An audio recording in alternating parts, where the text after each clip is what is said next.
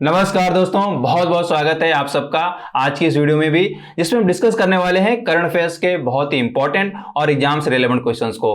तो वीडियो को पूरा देखिएगा, लास्ट तक देखिएगा, क्योंकि इन क्वेश्चंस के आंसर के साथ मैं आपको और भी जानकारी दूंगा जो कि आपके स्टैटिक नॉलेज को बढ़ाएगी, या स्टैटिक नॉलेज पे बेस्ड जो क्वेश्चंस बनते हैं आपके प्रतियोगी परीक्षाओं में, उन क्वेश्चंस को सॉल्व करने में हेल्प करेगी।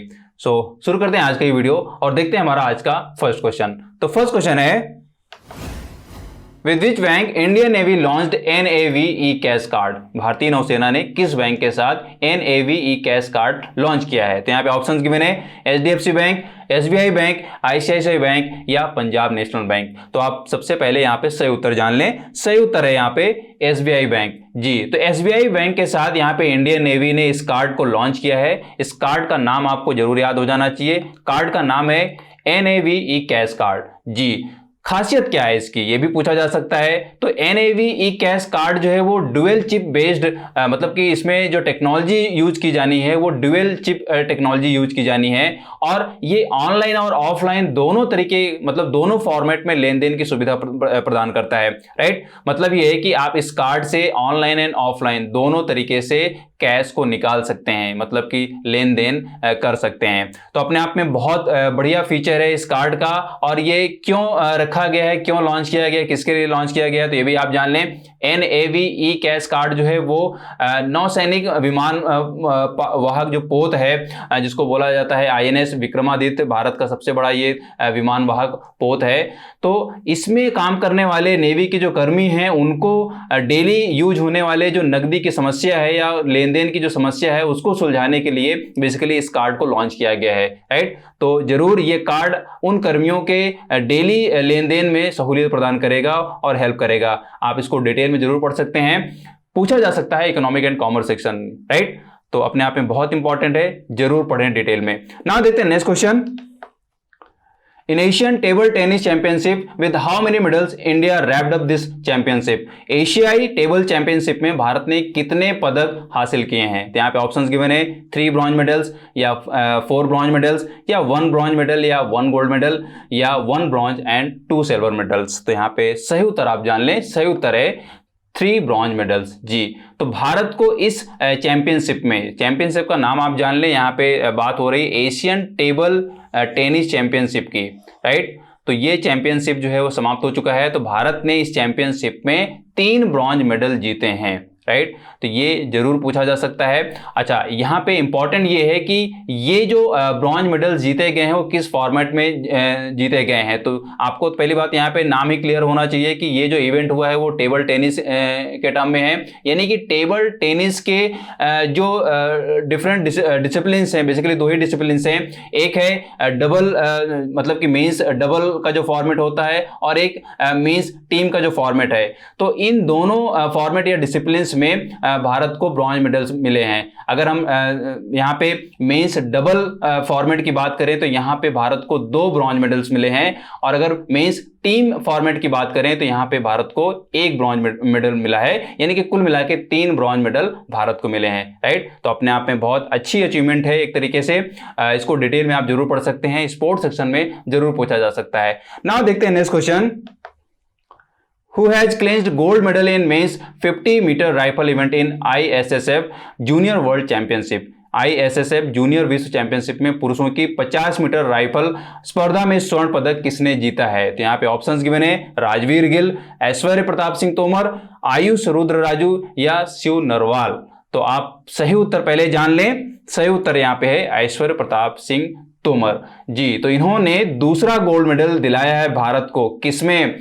ISSF जूनियर वर्ल्ड चैंपियनशिप जी। नाम याद हो जाना चाहिए आपको। अगर आपने मेरी कल की वीडियो देखी हो तो वहां पे भी मैंने आपको एक क्वेश्चन दिया था, और वो भी गोल्ड मेडल पे ही बेस्ड था। राइट, तो वो गोल्ड मेडल किसने जीता है और उनकी डिसिप्लिन क्या रही है, तो ये आप जरूर डिटेल में पढ़ें। मतलब कि भारत को यहाँ पे इस चैंपियनशिप में कितने डिसिप्लिन्स में यहाँ भारत ने पार्टिसिपेट किया है और कितने डिसिप्लिन्स में मेडल्स मिले हैं, कितने गोल्ड मेडल्स मिले हैं, कितने सिल्वर मिले हैं, कितने ब्रॉन्ज मेडल मिले हैं। जरूर आप इसको डिटेल में पढ़ सकते हैं। लेकिन गोल्ड मेडल के टर्म में आप जरूर यहाँ पे याद रखें, मैंने कल भी आपको एक वीडियो बना के दी है, आप उस वीडियो को जरूर देखें कि किसने यहाँ पे विमेन कैटेगरी में गोल्ड मेडल दिलाया है भारत को। यहाँ पे ISSF ISSF junior world championship में, राइट। और आज जो बात हम कर रहे हैं वो मेंस कैटेगरी में बात कर रहे हैं और इसमें दिलाया है ऐश्वर्य प्रताप सिंह तोमर ने, राइट। तो इवेंट का नाम आपको जरूर याद होना चाहिए, इसके टर्म में डायरेक्टली पूछा जा सकता है और नाम के टर्म में भी क्वेश्चन पूछा जा सकता है, राइट। इवेंट का नाम है ISSF junior world championship, right. अगर अब यहाँ पे थोड़ा सा इसको हम डिस्कस करना चाहें कि ISSF जूनियर चैंपियनशिप है क्या, तो ISSF जूनियर चैंपियनशिप जो है, वर्ल्ड जूनियर चैंपियनशिप जो है वो 2017 में स्टार्ट किया गया था इंटरनेशनल शूटिंग स्पोर्ट फेडरेशन के द्वारा, राइट। मैं फिर से रिपीट कर रहा हूं कि ये जो इवेंट है यानी कि ISSF जूनियर विश्व चैंपियनशिप वो 2017 में स्टार्ट किया गया था by the international shooting sport federation के द्वारा, राइट। तो अपने आप में बहुत इंपॉर्टेंट है, इसके स्टैटिक नॉलेज को भी आप जरूर याद रखें कि कब ये स्टार्ट किया गया था।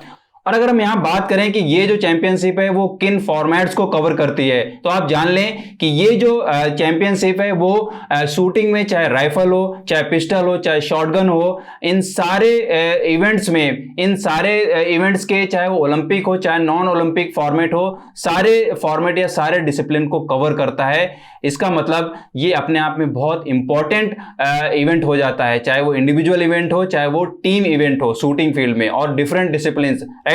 तो डिफरेंट डिसिप्लिन का मतलब मेरा ये है कि वो चाहे डिस्टेंस का टर्म में हो जाता है, 25 मीटर एयर पिस्टल है, या वहां पे शॉटगन के टर्म में है या राइफल के टर्म में है, तो अपने आप में बहुत इंपॉर्टेंट बात हो जाती है किस डिसिप्लिन में यहाँ पे ये बात की जा रही है और किस डिसिप्लिन में गोल्ड मेडल दिया गया है, सिल्वर मेडल दिया गया है या ब्रॉन्ज मेडल दिया गया है। ये सारे के सारे पॉइंट्स आपको बहुत ही पिक्चर परफेक्ट दिमाग में रहने चाहिए, क्योंकि अगर आपसे एक भी पॉइंट वहां से मिस हो गया, क्वेश्चन आपसे दूसरे फॉर्मेट में पूछ लिया गया, तो आप क्वेश्चन को गलत कर सकते हैं, राइट। कई बार क्वेश्चन क्या होता है, देखने में इजी लगता है लेकिन उसका एक छोटा सा पॉइंट आप मिस कर जाते हैं और वहां पे गलत कर जाते हैं, राइट। तो आप यहाँ पे जरूर ये याद रखें कि 50 मीटर राइफल स्पर्धा में यहाँ पे जीता है किसने, ऐश्वर्य प्रताप सिंह तोमर ने।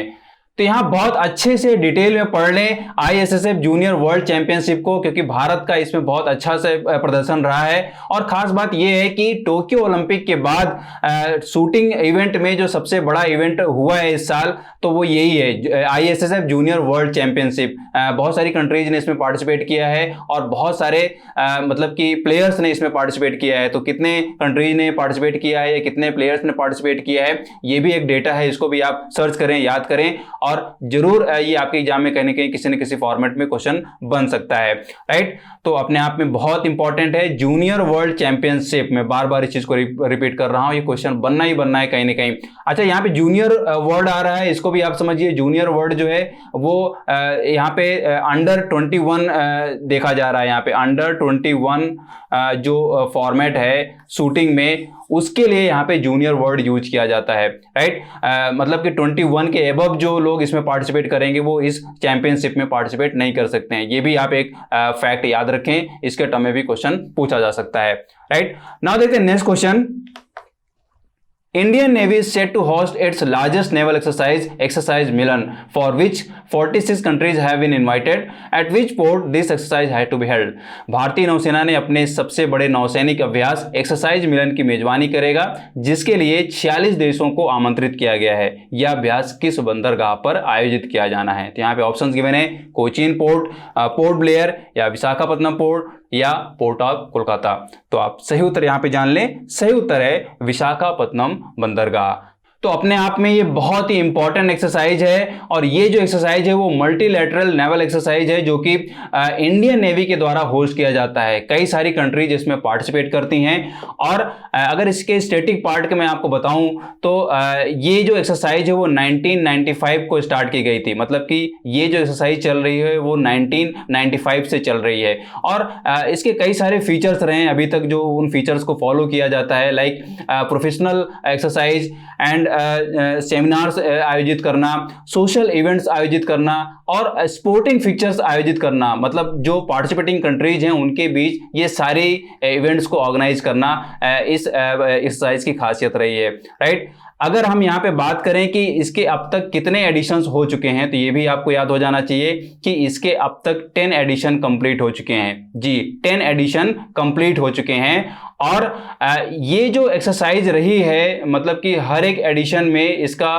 पर्पज यही रहा है कि जो पार्टिसिपेटिंग कंट्रीज की जो नेवीज हैं वो एक दूसरे के साथ प्रोफेशनल इंटरेक्शन रख पाएं, या उनकी जो इंडिविजुअल प्रैक्टिसेज हैं नेवी के टर्म में, इंडिविजुअल जो प्रैक्टिसेज हैं वो प्रैक्टिसेज वो एक दूसरे से सीख पाएं, या एक दूसरे के साथ अपने एक्सपीरियंसेस को शेयर कर पाएं, राइट। तो अपने आप में बहुत इंपॉर्टेंट एक्सरसाइज है। मैं आपको बार बार बोलता हूं कि जितने भी एक्सरसाइजेज होती हैं उनको आप डिटेल में जरूर पढ़ा करें, और उसके स्टैटिक पार्ट को भी आप जरूर याद किया करें। क्वेश्चन कहीं से भी बन सकता है, तो आप ये इसको ढंग से याद कर लें।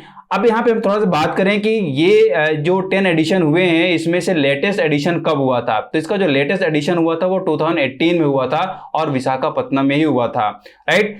तो 2020 में इसका एडिशन होना था, लेकिन कोविड की वजह से इस एडिशन को रोक दिया गया था, और उसी एडिशन को यहाँ पे इस साल किया जाना है, और विशाखापत्तनम में ही किया जाना है। विशाखापत्तनम पोर्ट जो है वो अपने आप में बहुत ही सुटेबल पोर्ट है इस एक्सरसाइज के लिए, इस वजह से इसको सेलेक्ट किया गया है।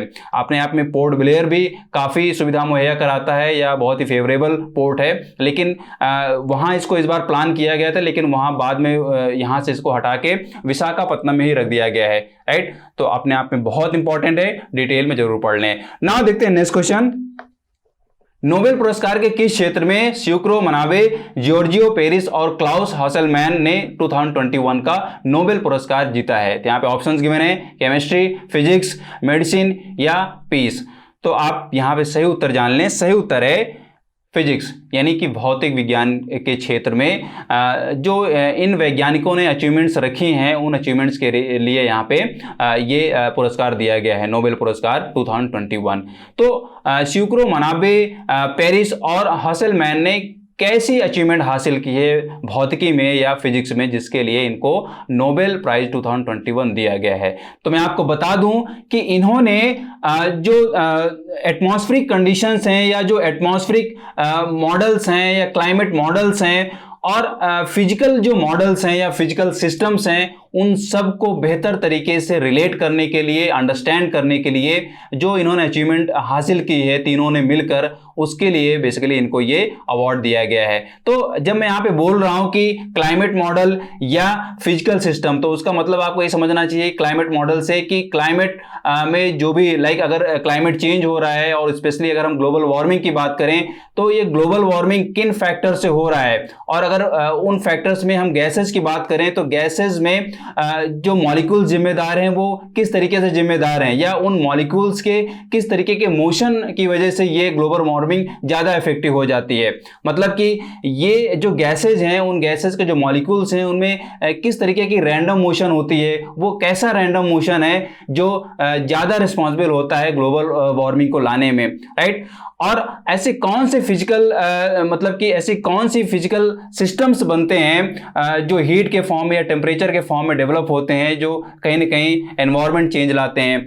तो अपने आप में ये दोनों एक दूसरे से रिलेट करते हैं, और इन तीनों ने मिलकर इसको बहुत अच्छे से डिफाइन किया है, बहुत अच्छे से इस पर रिसर्च की है, और इसी रिसर्च और डेफिनेशन की अचीवमेंट के लिए इनको ये अवार्ड दिया गया है। आप डिटेल में इसको जरूर पढ़ें। और मैं आपको एक चीज और बताऊं, जब भी आप नोबेल प्राइज किसी भी फील्ड का पढ़ें तो आप उसके स्टैटिक पार्ट में जरूर जाया करें कि अगर हम फिजिक्स की बात करें तो फिजिक्स इस साल इन 3 लोगों को दिया गया है, इस रिसर्च के लिए दिया गया है। लेकिन अगर हम 2020 की बात करें, 2019 की बात करें, तो इन ईयर्स में किस रिसर्च के लिए किन वैज्ञानिकों को यह पुरस्कार दिया गया है, एटलीस्ट 2 या 3 साल का आप जरूर याद कर लिया करें। क्वेश्चन कई बार इस तरीके से भी पूछा गया है कि 2019 में फिजिक्स में किस रिसर्च के लिए नोबेल पुरस्कार दिया गया था, राइट। तो क्वेश्चन ऐसे भी बन जाता है। तो आप मैंने जैसे आपसे लास्ट टाइम भी बोला था कि बाकायदा नोबेल प्राइज की भी आपकी एक नोटबुक अलग होनी चाहिए। आपका वो एक तरीके से पूरा डेटा बनता जाएगा, आप उसमें चीज़ों को नोट करते जाएंगे और एग्जाम टाइम में आप उसको याद कर पाएंगे, राइट। तो आप डिटेल में जरूर इसको पढ़ लें, बहुत इंपॉर्टेंट है। नाउ देखते हैं नेक्स्ट क्वेश्चन। कुटियाट्टूर आम और एडियूर मिर्च को जीआई टैग दिया गया है, ये उत्पाद किस राज्य के हैं? तो यहाँ पे ऑप्शंस गिवन है, तमिलनाडु, गुजरात, केरला या हिमाचल प्रदेश। तो आप सही उत्तर जान लें, सही उत्तर है केरला जी। तो केरला के ये 2 उत्पाद हैं, कुटियाट्टूर आम और एडियूर मिर्च। को जीआई टैग दिया गया है। ये उत्पाद किससे रिलेट करते हैं? केरला से। तो बहुत ही इंपॉर्टेंट प्रोडक्ट्स हैं यहाँ पे। इन प्रोडक्ट्स का नाम आपको जरूर याद हो जाना चाहिए। जैसा मैंने आपसे लास्ट वीडियोज में भी कई बार बोला है कि जब भी जीआई टैग की बात आए तो आप जीआई टैग्ड जो प्रोडक्ट है उस प्रोडक्ट को आप उस लोकेशन से जरूर रिलेट करें कि किस लोकेशन से रिलेट करता है, उसका स्पेसिफिक लोकेशन क्या है, ओरिजिन क्या है और उसकी कैरेक्टरिस्टिक्स क्या है, कुछ स्पेशलिटी रहती है, वो स्पेशलिटी क्या है, राइट। तो इन सारे फीचर्स को जरूर आप याद कर लिया करें। तो अब देखिए यहाँ केरल की बात आ रही है, तो केरल के दो प्रोडक्ट की बात आ रही है, एक आम का है और एक मिर्च का है। तो इन दोनों प्रोडक्ट्स की खासियत क्या है, क्यों इनको जीआई टैग दिया गया है, ये आप डिटेल में पढ़ सकते हैं। और इससे पहले केरल के और कितने प्रोडक्ट्स हैं जिनको ये जीआई टैग दिया गया है, राइट। तो आप ये भी सर्च करें कि केरल के और कौन से प्रोडक्ट हैं जिनको ये जीआई टैग दिया जा चुका है। देखिए जीआई टैग जो है अपने आप में बहुत इंपॉर्टेंट हो जाता है, केवल उसको ज्योग्राफिकल पॉइंट ऑफ व्यू से या उसकी स्पेशलिटी के टर्म में ही नहीं, इंपॉर्टेंट इसलिए भी हो जाता है बिकॉज जब आप इसको टैग करते हैं तो ये इंटरनेशनल मार्केट में भी एक तरीके से रिकॉग्नाइज किया जाता है कि ये एक स्पेसिफिक लोकेशन से आता है, स्पेसिफिक लोकेशन में इसको पैदा किया जाता है और इसकी कुछ स्पेशलिटीज हैं और जरूर इसमें कुछ खास बात होगी। तो कहीं ना कहीं ये एक तरीके से मोटिवेशनल फैक्टर की तरह काम करता है, एक तरीके से लोगों को इन प्रोडक्ट्स की परचेजिंग करने के लिए मोटिवेट करता है, राइट। तो बहुत इंपॉर्टेंट होता है जीआई टैगिंग। आप इसको डिटेल में जरूर पढ़ते जाएं जितने भी प्रोडक्ट्स को ये जीआई टैग दिया जा रहा है, राइट। आगे और भी केरला के कुछ प्रोडक्ट्स को इसमें जीआई टैग किया जा सकता है बिकॉज आपको मालूम होना चाहिए कि केरला जो है वो बायोडाइवर्सिटी का बहुत ही मतलब एक तरीके से हॉटस्पॉट है। इंडिया के जितने भी स्टेट्स हैं उन सारे स्टेट्स में सबसे ज़्यादा अगर बायोडाइवर्सिटी देखने को मिलेगी तो वो केरला में ही मिलेगी। बहुत ही सुंदर राज्य है, बहुत ही मतलब ज़्यादा ही वहाँ पे जैव विविधता देखने को आपको मिलेगी, राइट। और अगर इसको हम जैव विविधता को देखने की कोशिश करें प्लांट और एग्रीकल्चर के टर्म में तो ये जो विविधता है यानी कि जो बायोडाइवर्सिटी है वो पौधों के साथ साथ यहाँ पे कृषि उत्पादों में भी देखने को मिलेगी। कृषि उत्पाद यानी कि खास तौर पे यहाँ के किसानों द्वारा जो सदियों से फसलें उगाई जाती रही हैं उनके टर्म में भी काफ़ी डाइवर्सिटी देखने को मिलती है। तो जरूर आप केरला को पढ़ें, ज्योग्राफिकल पॉइंट ऑफ व्यू से पढ़ें, उसकी बायोडाइवर्सिटी किस तरीके से भिन्न है या किस तरीके से एनरिच्ड है, ऐसे कौन से प्रोडक्ट्स हैं जो सिर्फ केरला में ही होते हैं और किसी स्टेट में नहीं होते हैं। ये बहुत सारे फैक्ट्स हैं जो क्वेश्चंस बनते हैं, छोटे छोटे एग्जाम्स में बनते हैं और डिटेल में भी कई बार आपको पढ़ना पड़ जाता है, लिखना पड़ जाता है, खास तौर पे जब आप आईएएस या पीसीएस का मेंस लिख रहे होते हैं, राइट। तो अपने आप में बहुत इंपॉर्टेंट है, हर एक टर्म को डिटेल में जरूर पढ़ें। देखिए मैं यहाँ पे जब भी इंपॉर्टेंट क्वेश्चन की बात करता हूँ और इन इंपॉर्टेंट क्वेश्चन को डिस्कस करता हूँ तो हर एक क्वेश्चन को बार बार ये जोर देकर बोलता हूँ कि क्वेश्चन बहुत इंपॉर्टेंट है।